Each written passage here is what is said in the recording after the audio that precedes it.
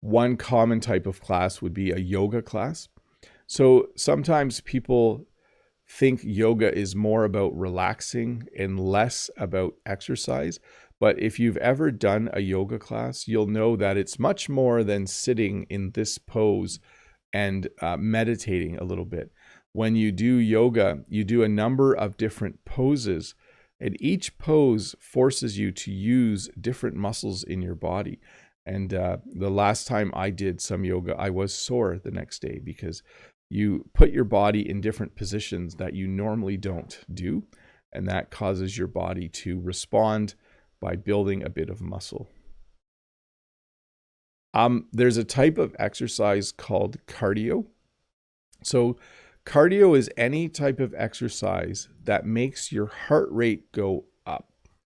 When I walk, I want it to be cardio. So I walk at about 3.8 to 4 miles per hour. If I walk that fast, my heart rate goes above 130 beats per minute.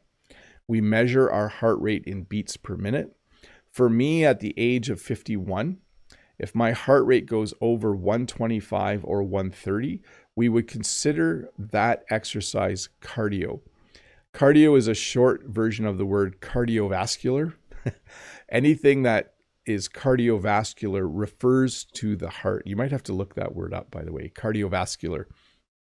So anyways, again, any exercise you do that raises your heart rate above a number of beats per minute would be considered cardio. So for me, they said, I need to walk.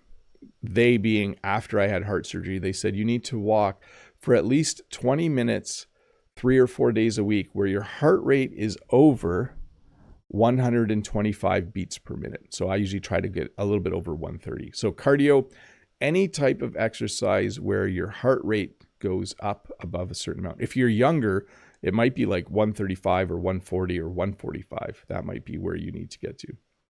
So at least that's my non-professional definition of what cardio is.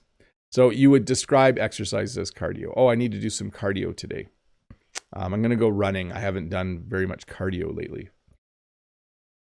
An exercise bike. So this is different than cycling. An exercise bike is a bike that doesn't move. It just sits in one spot. But when you sit on it, you can pedal and you can exercise.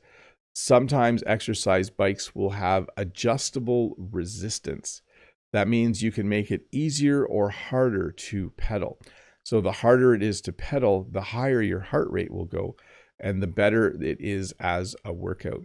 I do like using the exercise bike at the gym. Sometimes when the weather's bad, I will go to the gym and I will walk to the gym in the rain, and then I will work out and use the exercise bike. I actually like walking in the rain, by the way. I don't know why. There's something else called a treadmill. A treadmill is something that you can walk or run on when you're at the gym, or you might even have one at home. A treadmill is a nice way to exercise when the weather is bad. Here, when the weather is really bad, when it's snowing or when it's raining really hard, even though I like walking in the rain, I will go and use the treadmill at the gym. Sometimes I will use the treadmill and then I will use the exercise bike. That's sometimes nicer. Then you don't get soaking wet and cold from walking in the rain or in the snow. But yes, treadmills are very nice. In fact, a lot of people in North America actually own their own exercise bike, and some people own their own treadmill. They're not cheap, but they are nice pieces of exercise equipment to own. By the way, there's another term for you, exercise equipment. And this is how I would describe how I walk. I like to go for a brisk walk. You can go for a stroll. I think I've taught many of you that word before. A stroll is a slow walk. It's not really exercise. But when you go for a brisk walk, you move your arms a bit more. You walk really fast. In fact, the purpose of a brisk walk is to make sure that you break a sweat. When you break a sweat, it means your body gets warm and you start to perspire. You start to sweat. You can see this guy, he's definitely done something where it has caused him to break a sweat. He is sweating. That means he's definitely exercising. If you do something and then it causes you to get warm and start to sweat, it's definitely then exercise. And again, that was another recommendation I got from my doctor. You need to walk until you break a sweat and then keep walking for 20 to 30 minutes after that point. So it takes me about 5 or 10 minutes to get to the point where I feel like I'm actually exercising.